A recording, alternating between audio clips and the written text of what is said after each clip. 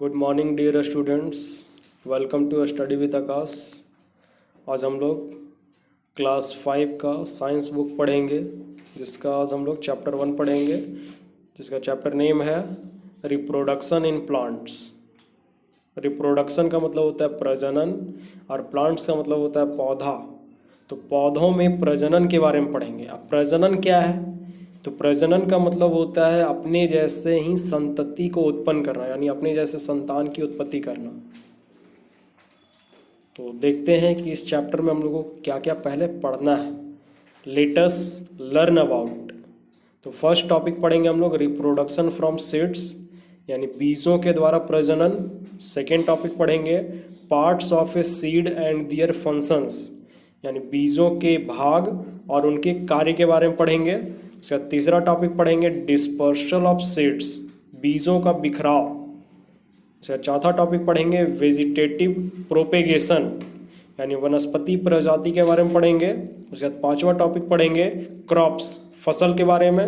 और last topic इसका है प्रोटेक्शन ऑफ क्रॉप्स, यानी फसलों का सुरक्षा कैसे करेंगे हम लोग कीड़े वगैरह से। तो चैप्टर शुरू करते हैं। Earth is the only place for the growth and development of different kinds of plants.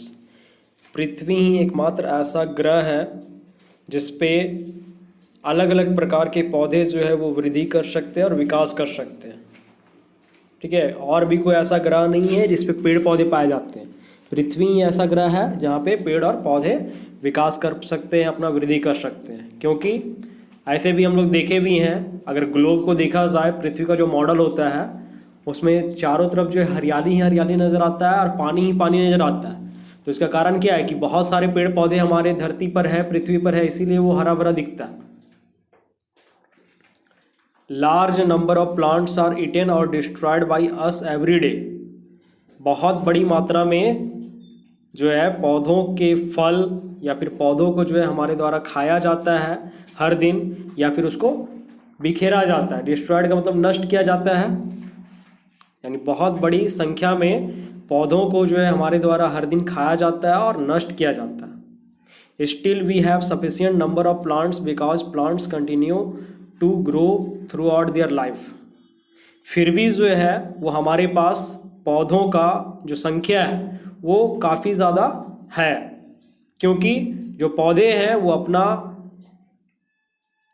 Grow, जो वृद्धि है, वो पूरे जीवन काल में करते रहते हैं। ऐसा नहीं कि अगर हम पपीता खा गए या फिर आम खाएं तो जिस पेड़ से खाएं उस पेड़ पे कभी आम ही नहीं आएगा।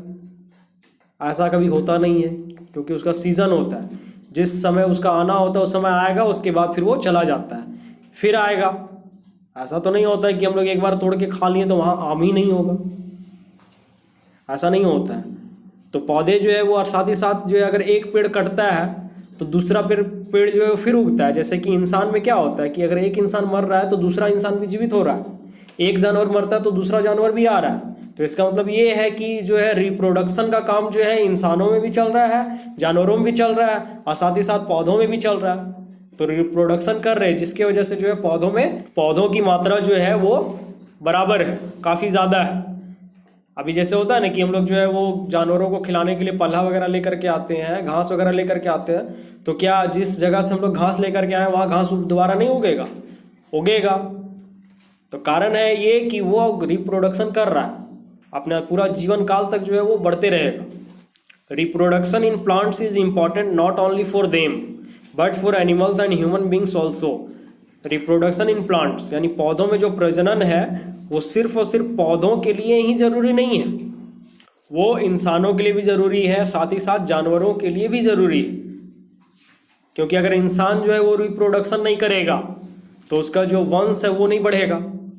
जैसे किसी का होता है ना कि बहुत साल शादी का हो जाता है तो उसका जो है बच्चा नहीं होता है, तो कारण क्या है कि कुछ ना कुछ उसमें प्रॉब्लम है, और अगर उसका बच्चा नहीं होगा तो उसका खानदान जो आगे नहीं चल सकेगा। जैसे हम एक पेड़ लगाएं, उसका बीज निकला, उसको बहुत जगह फैला दिए, कुछ बीज ऐसा होता है जो नहीं उगता है, कुछ होता है जो उग जाता है, तो संख्या तो बढ़ रहा है ना धीरे धीरे। इसलिए रिप्रोडक्शन बहुत जरूरी है।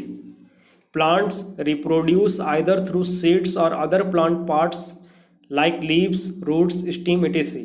अब पौधे जो प्रजनन करते हैं वो कुछ भागों से करते हैं, जैसे बीज का कुछ भाग होता है, या फिर दूसरे पौधे, यानी पौधों का प्रजनन करने का तरीका क्या है, बीज से, या फिर पौधे का दूसरा कोई भाग, जैसे कि पत्ता हो गया, लीव्स पत्ता, रूट्स जड़ हो गया, स्टीम तना, यानी ये सब की मदद से भी जो वो क्या कर सकता है, अपना रिप्रोडक्शन कर सकता है।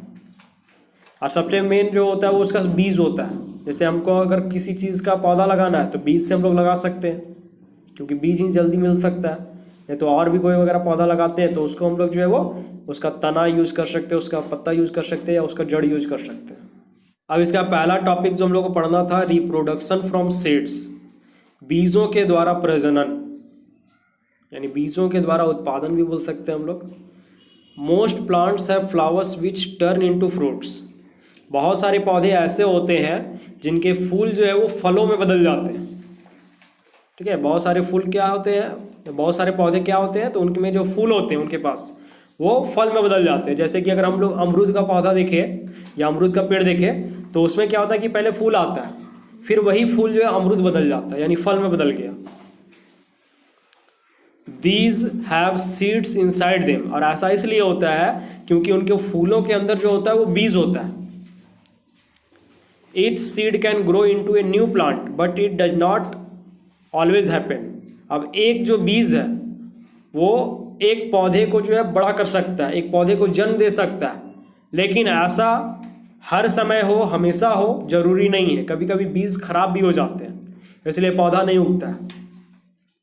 Some seeds get eaten away by birds, insects and other animals. कुछ बीज जो होते हैं वो जानवरों के द्वारा या पक्षियों के द्वारा या कीड़े मकोड़ों के द्वारा जो है खा लिए जाते हैं। जैसे क्या होता है कि अगर हम लोग कभी फसल वगैरह लगाते हैं, धान वगैरह छींट देते हैं खेत में जा करके, तो क्या होता है कि कबूतर वगैरह आकर के वहाँ पे बैठ जाता है, तो क्या करता है, मिट्टी से जो है उस बीज को निकाल के ही खा जाता है, जिसकी वजह से वहाँ फिर फसल नहीं उगता।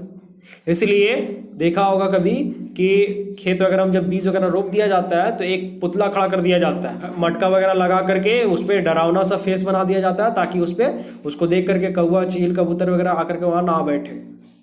सम seeds get destroyed by rain, wind etc. और गेट क्रश्ड।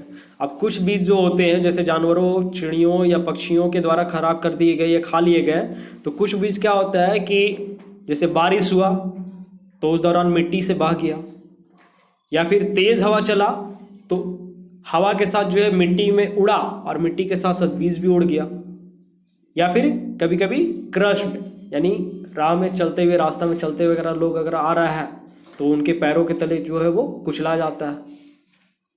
जैसे खेत वगैरह में हम लोग आते हैं तो हम लोग को नहीं पता है कि वहाँ पे जो फसल लगाया गया है या फिर वहाँ पे जो है बीज रोपा गया है, तो अचानक से हम लोग चल जाएंगे तो वो छिपा जाएगा, फिर वहाँ पे उगेगा ही नहीं वो। Let us study the structure of a seed. अब हम लोग जो है वो बीज का जो बनावट होता है, यानी बीज किस तरह से होता है, क्या क्या उसमें भाग होते हैं, उसके बारे में हम लोग पढ़ेंगे। Seed has an outer covering called seed coat. अब सीड यानी बीज का जो सबसे पहले बाहरी जो कवर होता है उसको बोलते हैं सीड कोट, यानी बीज का बाहरी आवरण या बीज का बाहरी कवर, जिसको हम लोग बोलेंगे seed coat. It protects the embryo और इमैच्योर प्लांट इनसाइड। अब जो सीड कोट का, जैसे कि अंडे के ऊपर जो सफ़ेद रंग का जो छिलका होता है ना, उसका काम क्या होता है कि अंडे को अंदर से सुरक्षित रखना, यानी अंडे के अंदर जो पीला भाग होता है जिसको योक बोलते हैं, तो उसके ऊपर जो सफ़ेद भाग होता है उसका सुरक्षा करना होता है अंदर वाले अंडे का, और साथ में जो पीला भाग होता है। तो इसी तरह बीज में भी जो बाहरी जो सीड कोट होता है उसका काम क्या होता है कि अंदर में जो एम्ब्रॉय है यानी भ्रूण जो है, और इमैच्योर प्लांट जो है यानी जो अभी जन्मा नहीं है, जो पौधा अभी तैयारी हो रहा है, उसका सुरक्षा करना जो है वो काम होता है सीड कोट का। The seed coat has a tiny hole for the seed to take in water. अब जो सीड कोट होता है उसमें एक छोटा सा छेद होता है, सीड कोट में जो है एक छोटा सा छेद होता है जिसकी मदद से वो जो है पानी को अंदर ले पाता है, बीज जो है वो पानी को अंदर अवशोषित करता है। जैसे कि हम लोग देखे होंगे कि जब हम लोग चना को फूलने के लिए देते हैं ना, तो उसमें सफ़ेद रंग का जो अंकुर निकल जाता है, तो वो अंकुर कैसे निकला, वहाँ पे छेद था तभी वो निकला। और उसी छेद से वो पानी भी ले रहा है, जिसके वजह से वो अंकुर बाहर कुछ दिन के बाद निकल जाता है। Seed leaves have food stored in them. अब जो सीड लीव्स यानी कि इस बीज के अंदर जो पत्ता होता है उसके अंदर भोजन जो है वो जमा होता है। यानी बीज के अंदर जो अंकुर जैसे निकलता है तो वो तुरंत थोड़ी ना निकलता है, उसके अंदर भी 2-3 पत्ता होता है और वही पत्ता जो है क्या करता है, उसका भोजन जो है जमा करने का काम करता है। Baby plant uses this food to grow till it starts making its own food. अब जो बेबी प्लांट जो होता है यानी जो नन्हा पौधा होता है या छोटा पौधा होता है वो इसी भोजन का जो है उपयोग करता है अपनी वृद्धि के लिए, जब तक वो अपना खाना खुद बनाना ना सीख जाए। जैसे कि अगर हम लोग देखते हैं कि घर में एक छोटा सा बेबी है तो उसको माँ जो है बड़े प्यार से खिलाती है, तब तक खिलाती है जब तक वो खुद खाना नहीं सीख लेता, और तब तक उसको बना करके भी खिलाती है जब तक वो बनाना भी नहीं सीख लेता है। जब बनाना सीख लेता है तो कभी कभी मम्मी बाहर चली जाती है तो बोलती है बेटा तुम अपना बना करके खा लेना। तो उसी तरह यहाँ पे छोटा पौधा है कि जब तक वो बीज के अंदर है तब तक उसका भोजन जो है वो हम ही लोग को देना है, लेकिन जैसे जैसे वो बड़ा हो जाएगा वैसे फिर अपना भोजन खुद तैयार करेगा। जैसे कि अगर देखा जाए छोटे छोटे पौधे को हम लोग लगाते हैं तो क्या करते हैं, उसमें पानी हम लोग खुद जाके देते हैं, लेकिन जैसे वो बड़ा हो जाता है, जैसे इमली का पेड़ देखा होगा बहुत बड़ा हो गया तो उसको क्या डेली हम लोग पानी देने जाते हैं? नहीं देने जाते हैं। क्यों? क्योंकि वो अपना भोजन अब खुद तैयार कर सकता है, वो इतना सक्षम हो चुका है कि अपना काम खुद कर सकता है। जैसे कि अगर हम लोग भी देखें तो हम लोग अब बड़े हो गए हैं, अपना काम हम लोग खुद कर सकते हैं। पहले तो बच्चे जब थे तो मम्मी कपड़ा पहना देती थी, नहला देती थी, खाना खिला देती थी, बाल झाड़ देती थी, सारा काम मम्मी कर देती थी। लेकिन अब जब बड़े हो गए तो कुछ नहीं करती है, कपड़ा अपने से पहनो, खाना अपने से खाओ, बाल अपने से झाड़ो, नहाना भी अपने से। तो जब तक बच्चा है तब तक नखरा है, बड़ा हो जाने के बाद कुछ हो नहीं। अब अगला टॉपिक है इसका, parts of a seed and their functions. बीज के जो भाग है और उनके कार्य क्या है, अब क्या क्या काम वो करता है। तो पहला भाग है इसका इपीकोटाइल। अब इपीकोटाइल किसको बोलते हैं? तो epicotyl is a tiny shoot from which the entire plant shoot system develops. Epicotyl जो होता है वो बहुत ही छोटा तना होता है जिससे पूरे पौधे का तना जो होता है या तना तंत्र जो होता है उसका विकास होता है। जैसा कि फिगर में हम लोग को दिखाया भी जा रहा है इपीकोटाइल यहाँ पे, ठीक है। इसी का काम होता है पौधे का पूरा तना डेवलप करना, उसका विकास करना। अगला है hypocotyl. Hypocotyl is the transition zone between the root and shoot. Hypocotyl जो होता है वो ट्रांजिशन जोन है, यानी ट्रांजिशन जोन का मतलब होता है कि बीच का जोन है किसके? तो रूट यानी जड़ और शूट यानी अंकुर के बीच। उसके बाद है कॉटिलेडॉन्स। Cotyledons are a specialized seed leaves which stores food in the form of a starch and protein for use by the embryo. Cotyledons जिसको बोलते हैं बीज पत्र। तो बीज पत्र जो है एक तरह का खास बीज होता है जिसके अंदर पत्ते होते हैं और उन पत्तों में जो है भोजन जमा होता है स्टार्च के रूप में। स्टार्च और प्रोटीन के रूप में जो है वो जमा होता है भोजन, जिसका उपयोग वो पौधे के अंदर जो छोटा सा भ्रूण होता है, एम्ब्रॉय जो होता है, वो उपयोग करता है अपना वृद्धि के लिए। रेडिकल जिसको बोलते हैं मूलांकुर। मूलांकुर का मतलब होता है जड़ से निकला हुआ अंकुर। A part of the embryo that grows into the primary root is called the radicle. भ्रूण का एक हिस्सा जो प्राइमरी रूट यानी कि मुख्य जड़ से उत्पन्न होता है जिसको हम लोग बोलते हैं रेडिकल, मूलांकुर। जैसा कि यहाँ फिगर में दिखाया भी गया है सारा। Germination is the process by which a seed produces A baby plant और सीडलिंग। जर्मिनेशन का मतलब होता है अंकुरन। तो अंकुरन एक ऐसी प्रक्रिया है जिसके द्वारा एक बीज, एक नन्हे पौधे या फिर एक पौधे को, नन्हा पौधा या अंकुर को जो है वो उत्पन्न करता है या उसका उत्पादन करता है। A seed needs the right amount of air, water and warmth to germinate. एक बीज को उचित मात्रा में हवा, पानी और गर्मी का जरूरत होता है अंकुरित होने के लिए। अगर उसको प्रॉपर वे में एयर, वाटर और गर्मी ना मिले, यानी गर्मी का मतलब यहाँ पे सनलाइट अगर नहीं मिले तो वो जर्मिनेट नहीं कर पाएगा, अंकुरित नहीं कर पाएगा, इसलिए वो जरूरी है। जैसा कि यहाँ स्टेप दिखाया भी गया है, पूरा प्रोसेस यहाँ दिखाया गया जर्मिनेशन का, कि पहले एक छोटा सा बीज था, वो फिर जो है मिट्टी में लगाया गया, फिर उससे थोड़ा सा छोटा सा तना निकला, फिर तना से धीरे धीरे एक छोटा सा पौधा हुआ, और उसके बाद फिर एक उससे और बड़ा पौधा हो गया, और उसका जड़ जो है ज़मीन में पूरा फैलते चला गया। अब इसका तीसरा टॉपिक है डिस्पर्सल ऑफ सीड्स, बीजों का बिखराव। अब बीज जो है वो किस तरह से बिखरता है, एक जगह से दूसरी जगह कैसे पहुंचता है। Plants can not move on their own, पौधे जो है वो अपने आप नहीं चल सकते, ठीक है। कोई भी पौधा हो, चाहे वो आम का हो, चाहे पीपल का हो, चाहे कटहल का हो, चाहे बेर का हो, चाहे जामुन का हो, कोई भी पेड़ हो, पौधा हो, अपने आप नहीं चल सकता है, क्योंकि वो हिल डुल नहीं सकता है, एक ही जगह पे रह करके अपना खाना बनाएगा, एक ही जगह रह करके सारा काम करता है। So nature and animals help the seeds to travel away from the parent plant and grow in some other places. इसलिए प्रकृति और जानवर बीजों को एक जगह से दूसरे जगह यात्रा करने में मदद करते हैं। कहाँ से? तो अपने पेरेंट प्लांट से, यानी कि जो उसके मुख्य पौधे होते हैं वहां से जो है उसको एक जगह से दूसरे जगह जाने में मदद कौन करता है? तो जानवर और प्रकृति, जो ये भगवान का जो बनाया हुआ ये धरती है, उसमें जो हवा चलता है, पानी बहता है, तो ये सब जो है उसको मदद करते हैं एक जगह से दूसरे जगह जाने में और अलग अलग जगहों पर, ताकि वो वृद्धि कर सके। The process by which seeds are scattered away from the parent plant by wind, water, birds और insects is known as dispersal of seeds. यानी वह प्रक्रिया जिसमें बीज अपने मुख्य पौधे से दूर जाता है या अलग होता है विद द हेल्प ऑफ, यानी किसकी मदद से? तो विंड यानी कि हवा की मदद से, वाटर जल की मदद से, बर्ड्स पक्षियों की मदद से, और इंसेक्ट्स यानी कीड़े मकोड़ों की मदद से अगर अलग होता है अपने मुख्य पौधे से, तो इस प्रक्रिया को डिस्पर्सल ऑफ सीड्स कहा जाता है, यानी बीजों का बिखराव कहा जाता है। ठीक है, याद रहेगा।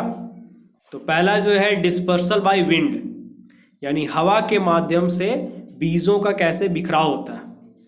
The seeds which are scattered by wind are usually small and light, यानी वैसे बीजों का जो बिखराव होता है हवा के द्वारा, वो तो प्रायः क्या होते हैं कि हल्के होते हैं और छोटे होते हैं। यानी हवा जो है उन्हीं बीजों को जो अपने साथ ले जा सकता है जो हल्के होंगे और छोटे होंगे। Dandelion and cotton seeds have long and fine hair surrounding them.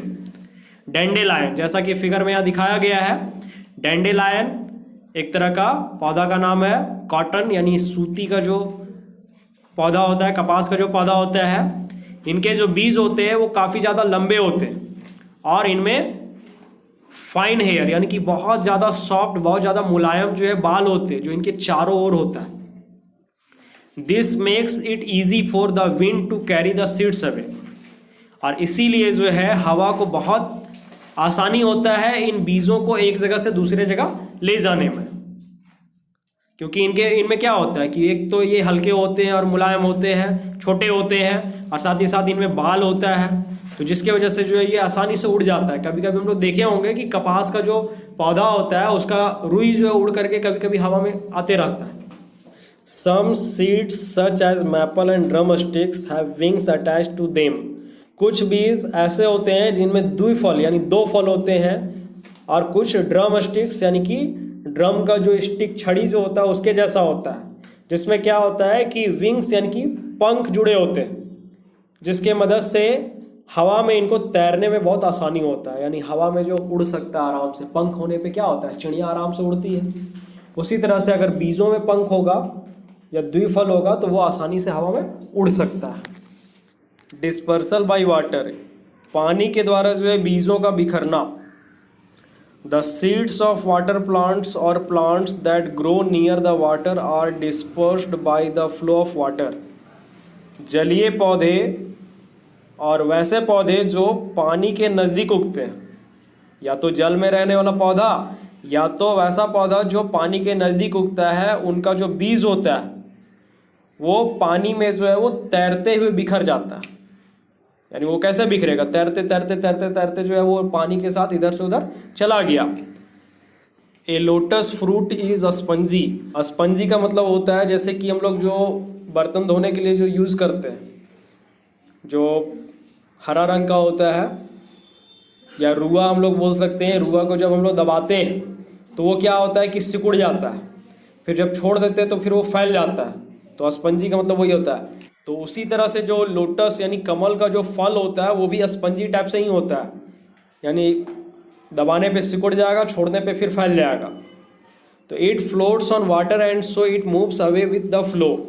और हल्का होने की वजह से क्या होता है कि ये स्पंजी होने की वजह से पानी में आसानी से तैर सकता है और साथ ही साथ जो है बह करके एक जगह से दूसरी जगह भी चला जाता है। Coconut trees grow near the water.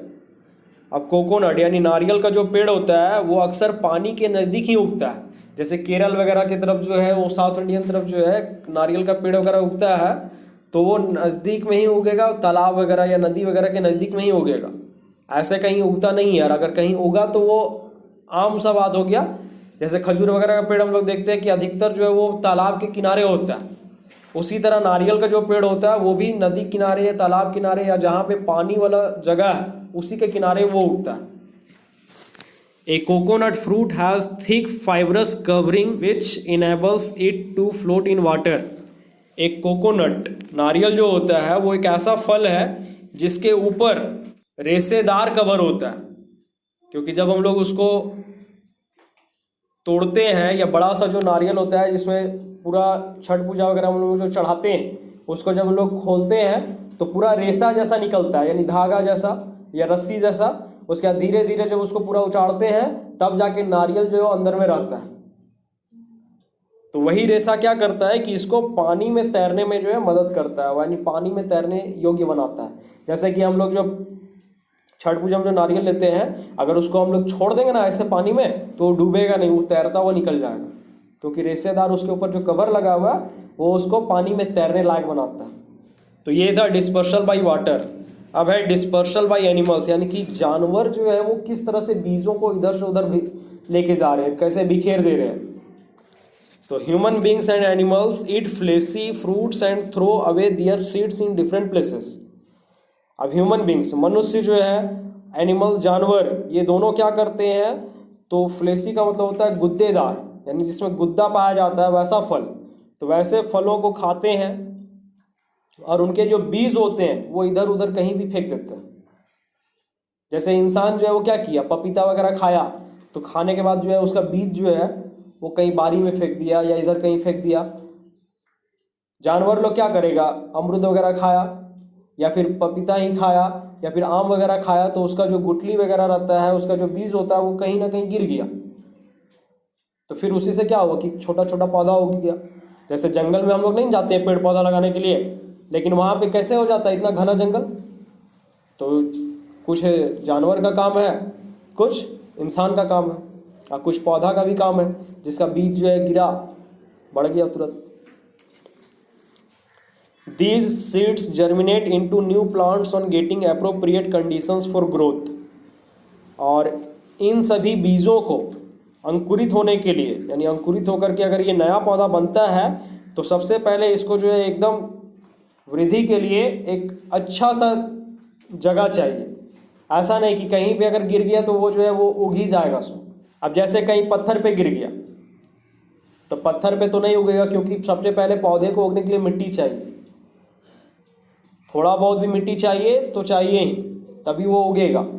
अगर मिट्टी नहीं मिलेगा तो कैसे उगेगा वो।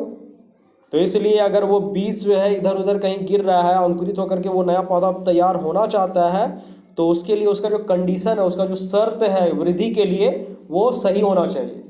अगर वो सही नहीं है, अगर हम बोलेंगे कि किसी पौधे को हम जो है बिना मिट्टी के उगा देंगे तो ऐसा संभव होगा ही नहीं। कोई पौधा बिना मिट्टी के उगेगा ही नहीं, उसका जड़ कहाँ जाएगा। जब मिट्टी रहेगा तभी ना जड़ के नीचे से वो खनिज लवण पानी वगैरह सोखेगा। अभी जैसे रेगिस्तान वगैरह में जो है पौधा नहीं उगता है, क्यों नहीं उगता है, क्योंकि वहाँ मिट्टी नहीं है, वहाँ बालू है, और बालू में पानी कभी ठहरता नहीं है।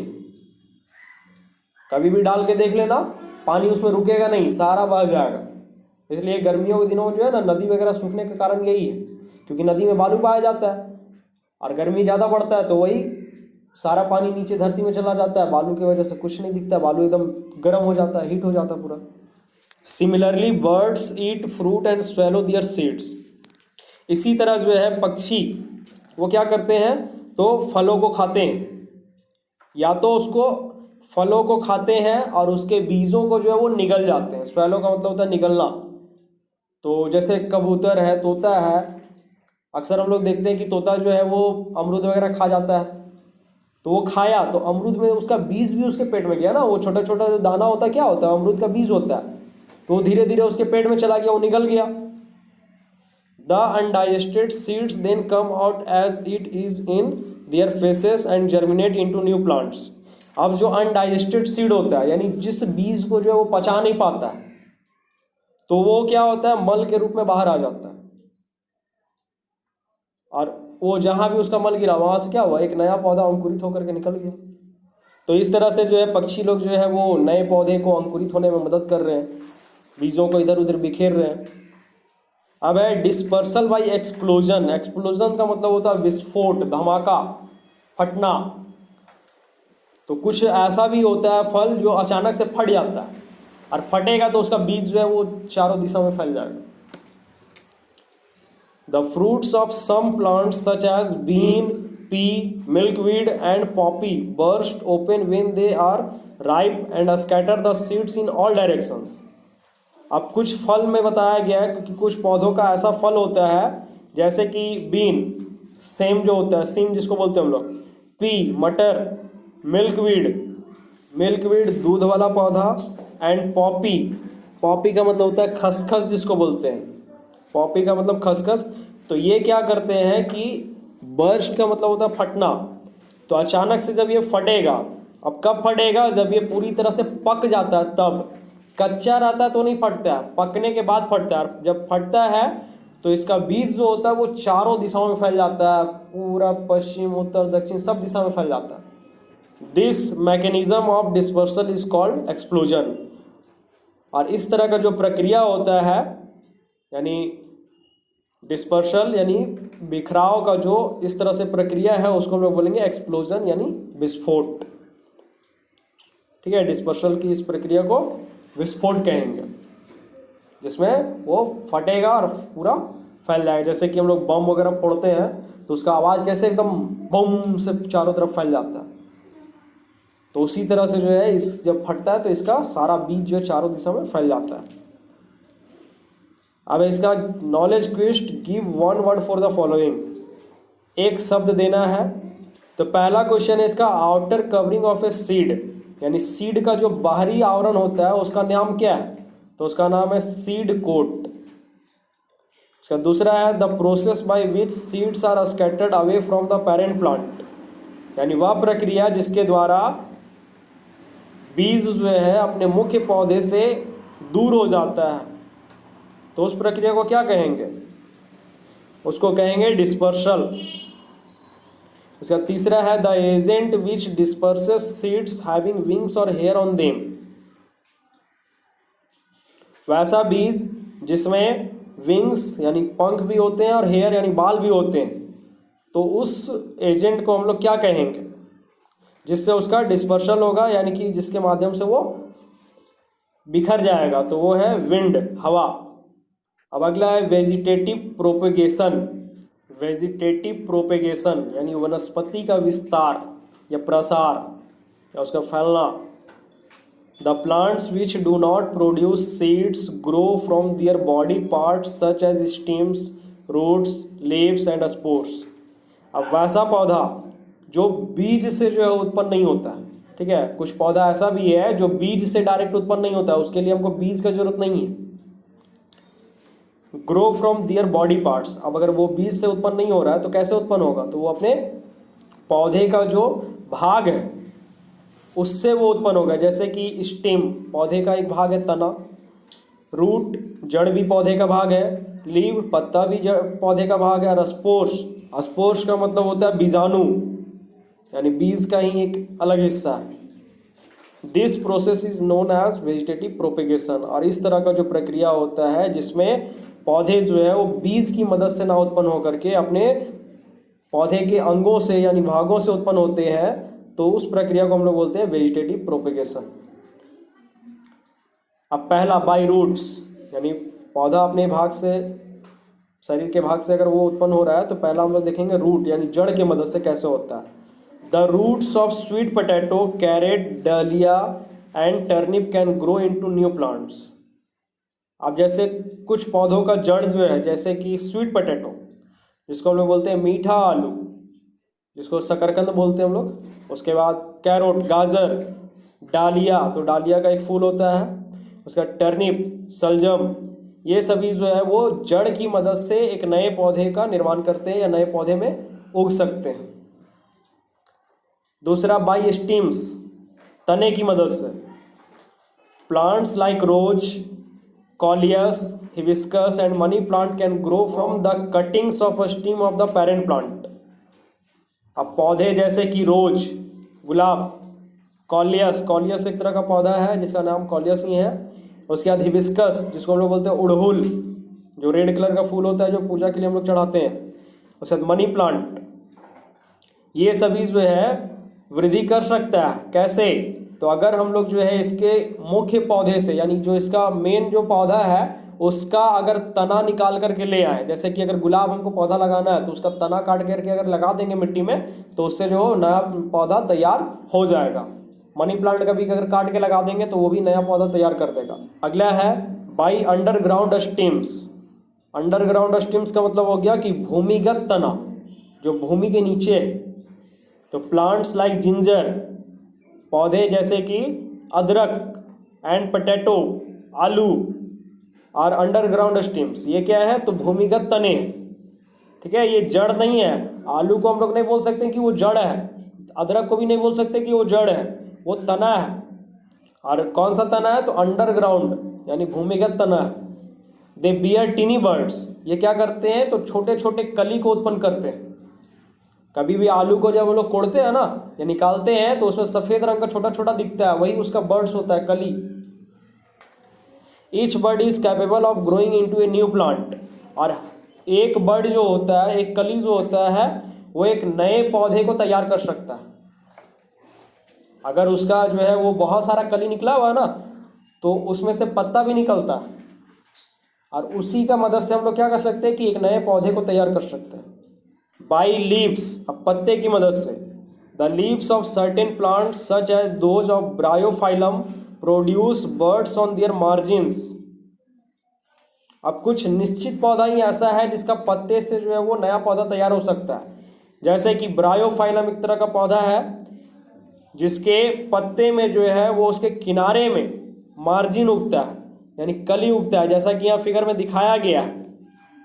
These birds grow into new plants, और यही बर्ड्स यानी यही छोटे छोटे जो कली है वो नए पौधे में बदल सकते हैं या नए पौधे में उग सकते हैं। When the leaves are placed in the moist soil, और ये तभी उगेगा जब इसके पत्ते को नमी युक्त मिट्टी में लगाया जाए। नमी युक्त यानी कि जो थोड़ा बहुत भींगा होगा, वैसे मिट्टी में लगाएंगे तो फिर वो नया पौधा उत्पन्न हो जाएगा।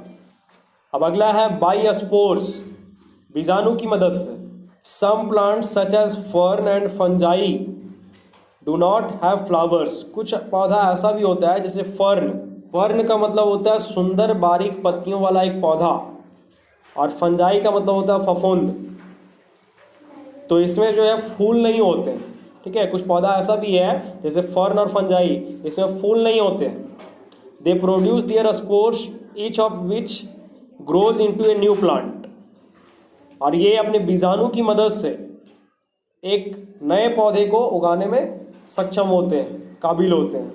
जैसा कि बीजाणु अब किसको कहते हैं? तो बीजाणु यहाँ फिगर में दिखाया गया है कि जो छोटे छोटे यहाँ पे छिद्र दिख रहे हैं वही यहाँ पे इसका बीजाणु कहलाता है। पत्ते में भी छोटा छोटा छिद्र है वो बीजाणु है, यहाँ पे फंजाई में भी छोटा छोटा छिद्र है वो बीजाणु है। इसी के मदद से जो है एक नया पौधा तैयार होता है। अब इसके आगे क्रॉप्स, फसल। Crops are plants that grown in fields to provide food and other useful things to अस।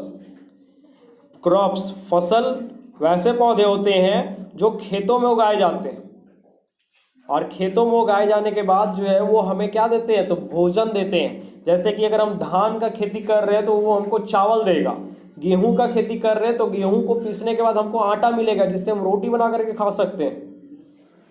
मक्का का खेती किए तो उससे हमको मक्का मिला, जिसका हम जो है अपना भोजन के रूप में उपयोग कर सकते हैं। And other useful thing to us, और बहुत सारे कामों के लिए भी यूज़ कर सकते हैं। तो फसल एक तरह का नहीं होता है, बहुत तरह का फसल होता है। धान है, ज्वार है, मक्का है, बाजरा है, सरसों है, मूंग है, मसूर है, बहुत तरह का होता है। तो सारे फसल का अलग अलग उपयोग होता है और सारे फसलों से हमें जो है भोजन मिलता है या हम उसका कुछ और यूज कर सकते हैं। Crops are mainly of 3 types. फसल जो होते हैं वो प्रायः 3 तरह के होते हैं। पहला, food crops such as wheat, rice and maize, यानी भोजन देने वाले फसल जिससे हमें भोजन मिलता है। वैसा फसल जैसे कि व्हीट, गेहूँ, जिसको हम लोग जो है रोटी के रूप में यूज़ करते हैं। राइस, चावल बनाते हैं। मेज़, मक्का, तो ये सब क्या है, तो भोजन देने वाला फसल है। उसके बाद fibre crops such as jute और हेम। फाइबर क्रॉप्स यानी कि रेशेदार फसल, जैसे जूट हो गया और हेम्प हो गया, जिसके मदद से हम लोग क्या कर सकते हैं, तो रस्सा वगैरह बना सकते हैं। तीसरा है oil producing crops such as peanut, mustard and linseed. Oil producing crops का मतलब होता है तेल का उत्पादन करने वाले फसल, जैसे पीनट, मूंगफली, मस्टर्ड, सरसों, लाइन सीड, अलसी, जो सरसों के साथ उगाया जाता है। तो ये 3 ऐसे हैं जिनका हम लोग उपयोग करते हैं तेल निकालने में। जैसे मस्टर्ड, सरसों का तेल हम लोग खाना बनाने में यूज़ करते हैं, शरीर वगैरह में भी लगाते हैं, बाल वगैरह में भी लगाते हैं। और लाइन सीड, अलसी का तेल जो है वो बहुत सारा कुछ अलग काम के लिए भी आता है यूज़।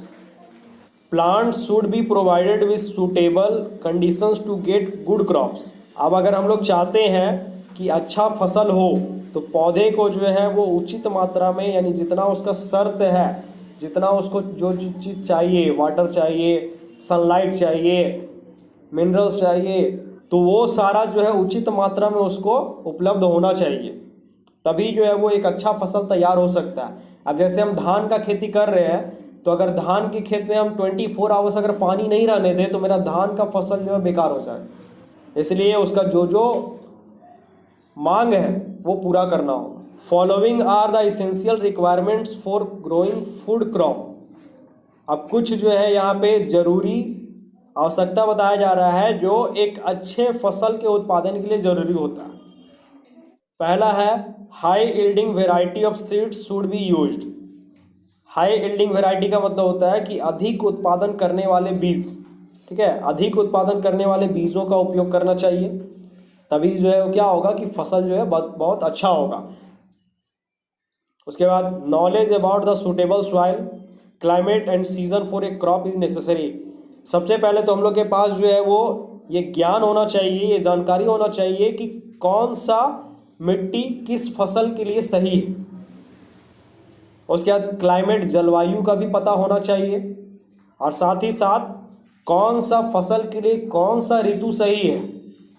अब गर्मी का ऋतु सही है या वर्षा का ऋतु सही है या ठंडा का ऋतु सही है, ये जानना भी जरूरी है। The right kind of fertilisers should be added to the soil. और फर्टिलाइजर्स अगर हम लोग यूज़ कर रहे हैं, फर्टिलाइजर्स का मतलब होता है उर्वरक। अगर हम लोग उर्वरक का यूज़ कर रहे हैं तो उसका उचित मात्रा जो है मिट्टी में उपयोग करना चाहिए। ये नहीं कि बहुत ज़्यादा खाद डाल देंगे तो मेरा फसल जो है बहुत अच्छा हो जाएगा। बहुत ज़्यादा खाद डालने से क्या होगा कि फसल बर्बाद हो जाएगा। जैसे कि अगर हम लोग जो है वो खाना, अगर 4 रोटी से हमारा पेट भर जाता है, अगर हम 10 रोटी जो है एकदम खा लेते हैं ठूस ठूस करके, तो क्या करेगा, अनपच करेगा या नहीं करेगा, भोजन पचेगा ही नहीं। तो उसी तरह से जो है मिट्टी के लिए भी फर्टिलाइजर्स जो है वो जितना उसको चाहिए उतना ही देना है। ये नहीं कि बहुत ज़्यादा दे देंगे तो बहुत अच्छा फसल होगा। अगला है the soil should be irrigated at the right time and with the right amount of water. अब मिट्टी का सिंचाई जो है वो भी सही समय पे होना चाहिए। जब मिट्टी को पानी का ज़रूरत है तो उसी समय देना। अब अगर किसी प्यासे को पानी का ज़रूरत है तो उस समय अगर हम उसको पानी नहीं दे रहे हैं, बाद में पानी देंगे तो बेचारा वो जिएगा या मरेगा, मर जाएगा, सिंपल सी बात है। तो उसी तरह जो है अगर मिट्टी को पानी जो है आज चाहिए और हम जो है 10 दिन के बाद देंगे तो हमारा फसल मर जाएगा, मिट्टी सूख जाएगा। तो इसलिए जब ज़रूरत है उसको और उचित मात्रा में, ये नहीं कि बहुत पानी एक के दिन जैसे होता है ना, जैसे कि साल भर का खाना हम लोग एक बार नहीं खा सकते, तो उसी तरह मिट्टी को भी तो यही चीज़ चाहिए ना कि जितना उसको पानी चाहिए उतना ही दे। नहीं तो ऐसा नहीं कि 10 दिन का पानी एक ही दिन पटा करके आ गए, बाकी दिन आराम से सोए हुए हैं, वैसा नहीं, जब जितना उसको चाहिए उतना ही पानी देंगे। समर क्रॉप्स, समर क्रॉप्स का मतलब होता है, समर का मतलब गर्मी और क्रॉप्स का मतलब होता है फसल। तो गर्मी के दिनों में उगने वाला फसल। The crops that grow in summer are called kharif crops, यानी वैसे फसल जिनको गर्मी के दिनों में उगाया जाता है उसे हम लोग बोलेंगे खरीफ फसल। ठीक है, गर्मी के दिनों में उगाए जाने वाले फसल को क्या कहेंगे? खरीफ फसल। Maize, rice, jowar, bajra, millets, pulses, jute, peanuts etc are kharif crops. अब मेज, मक्का, राइस, चावल, ज्वार, बाजरा, माइलेट्स, माइलेट्स का मतलब भी बाजरा होता है। उसके बाद पल्सेस, जितना भी तरह का दाल है, मूंग, मसूर, अरहर। उसके बाद जूट, जिसको पटसन बोलते हैं। उसके बाद पीनट्स, मूंगफली, ये सभी जो है वो खरीफ क्रॉप्स हैं, क्योंकि इनको जो है गर्मी के दिनों में उगाया जाता है। Brinjal, pumpkin and gourds are summer vegetables. Brinjal बैगन, पम्पकिन कोहड़ा एंड गर्ड्स लौकी, जिसको कद्दू बोलते हैं, ये सारे जो है वो गर्मी के दिनों में उगाए जाने वाले सब्जी हैं। यानी गर्मी के दिन में ही ये सारा सब्जी को उगाया जाता है। बैगन हो गया, कोहड़ा हो गया और लौकी, जिसको बोलते हैं कद्दू। उसके बाद अगला है विंटर क्रॉप्स, जिसको हम लोग ठंडे के दिनों में उगाते हैं। The crops that grow in winter are called rabi crops, यानी वैसे फसल जिनको शीत ऋतु में या ठंडे के दिनों में उगाया जाता है उसको हम लोग बोलेंगे रबी क्रॉप्स। यानी गर्मी के दिनों में उगाया जाएगा तो वो खरीफ क्रॉप्स हो गया, और ठंडे के दिन में अगर उगाया जा रहा है तो वो रबी क्रॉप्स हो गया, रबी फसल। Wheat, barley, gram, mustard and peas grow well in winter. अब वीट, गेहूं, बार्ली, जौ, ग्राम, चना, मस्टर्ड, सरसों, पीज, मटर, ये सभी ठंडे के दिनों में बहुत अच्छे तरह से उगते हैं, अच्छे तरह से बढ़ते हैं, इसलिए इनको ठंडे के दिनों में ही उगाया जाता है। जैसे धान का खेती होता है, दिसंबर होते होते वो कट जाता है, उसका तुरंत जो है गेहूं लगा दिया जाता है। बार्ली, जौ जो है वो गेहूं जैसा ही दिखता है। उसका ग्राम, चना, मस्टर्ड, सरसों, उसके बाद है पीज, मटर, ठंडे के दिन में ही ज़्यादा खाने के लिए मिलता है।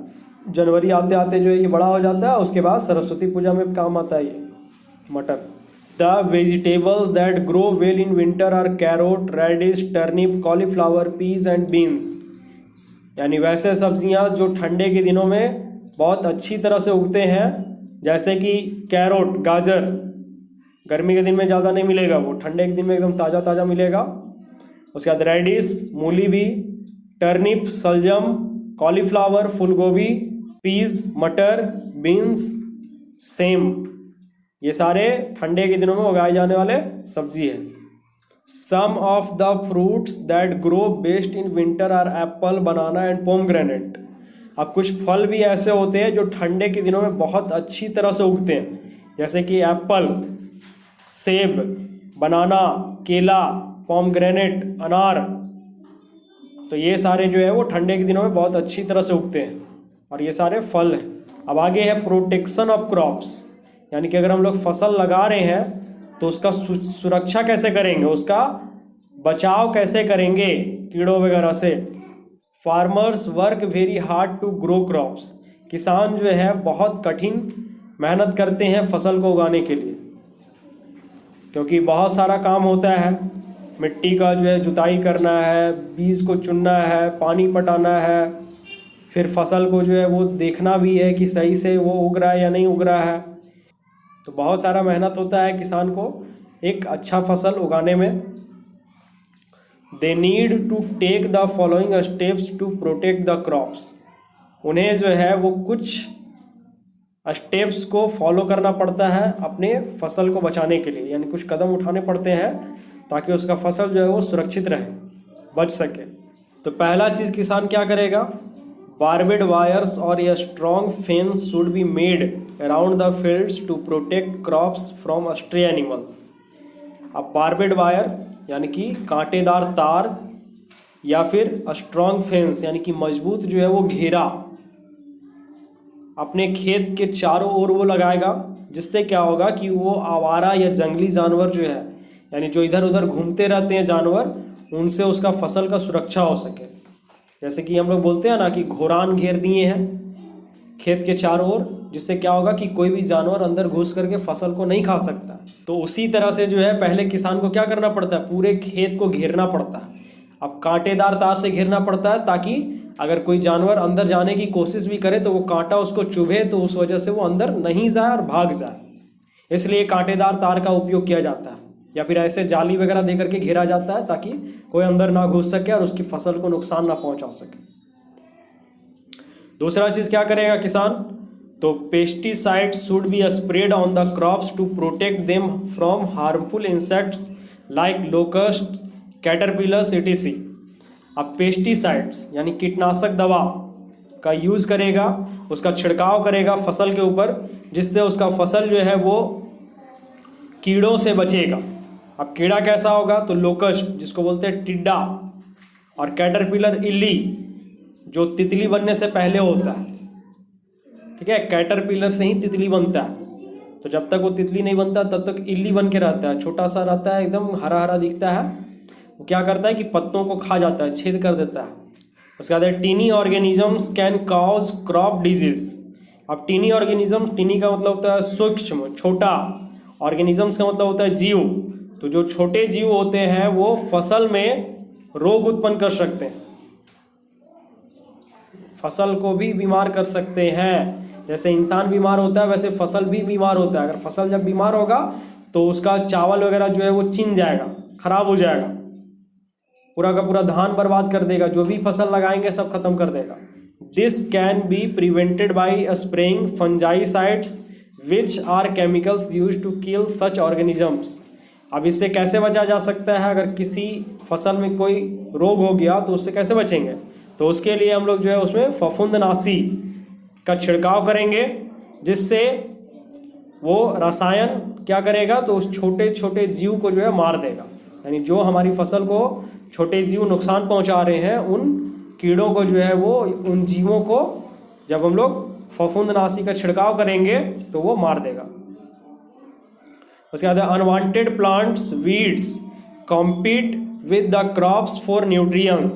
अब अनवांटेड प्लांट्स, जिसको अनवांटेड का मतलब होता है अनचाहा, जो हम चाहते नहीं हैं, और प्लांट्स का मतलब पौधा, जिसको वीड का मतलब होता है खरपतवार बोलते हैं। जैसे कभी कभी क्या होता है कि हम लोग जो है वो धान का अगर फसल लगाए हैं तो उसके साथ छोटा छोटा पौधा जो है अपने से उग जाता है, जिसका हम कभी उम्मीद नहीं किए थे कि वो उगेगा।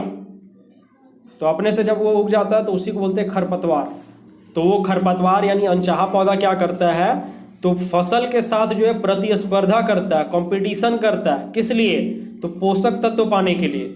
यानी कि जो भी चीज़, जैसे हमारे पेट में अगर जोंक हो जाता है तो क्या होता है कि हम लोग जो है वो कुछ भी खाते हैं ना, तो वो सारा जोंक भी खा जाता है। तो जिससे क्या होगा कि हमारे शरीर को जो पोषक तत्व मिलना चाहिए, यानी जो खाना हम खा रहे हैं अपने शरीर के लिए, वो जोंक को भी मिल रहा है, तो जोंक भी क्या करेगा, धीरे धीरे बड़ा होते जाएगा। तो उसी तरह यहाँ भी होता है कि कुछ फसल लगाते हैं तो उसके साथ जो है अनचाहा पौधा उगाता है, यानी छोटा छोटा घास वगैरह उगाता है। तो वो क्या करेगा कि अगर हम कुछ भी दे रहे हैं, खाद डाल रहे हैं, उर्वरक डाल रहे हैं, कीटनाशक दवा डाल रहे हैं, तो वो क्या करेगा, वो भी सब कुछ उसका ले लेगा। यानी आधा वो रखेगा, आधा अपने फसल को देगा। तो इससे क्या होगा कि हम चाहते थे फसल मेरा अच्छा हो, तो अच्छा नहीं हो पाएगा, क्योंकि वो तो बाकी का आधा वो ले लिया। These unwanted plants should be removed. इसलिए ये जो अनचाहे पौधे होते हैं यानी खरपतवार होते हैं, उनको हटाना बहुत ज़रूरी है। जैसे हमारे पेट में अगर जोंक हो गया तो उसको नष्ट करना ज़रूरी होता है कि नहीं होता है। तो इसलिए खरपतवार को भी हटाना बहुत ज़रूरी है, वरना हमारा फसल जो है हम जितना बेहतर करना चाहते हैं उतना नहीं हो पाएगा। अगला है the harvested crops should be protected from moisture. अब अगर हम लोग फसल को काट चुके हैं तो काटने के बाद उसको नमी से भी बचाना है। ये नहीं कि काट करके उसको जो है वो ऐसा जगह छोड़ दे जहाँ पे वो खराब हो जाए। जैसे धान वगैरह जब खेत में कटता है तो उसको ला करके जो है रखा जाता है घरों में, और उसको झाँप दिया जाता है प्लास्टिक वगैरह से, ताकि उसमें नमी ना हो।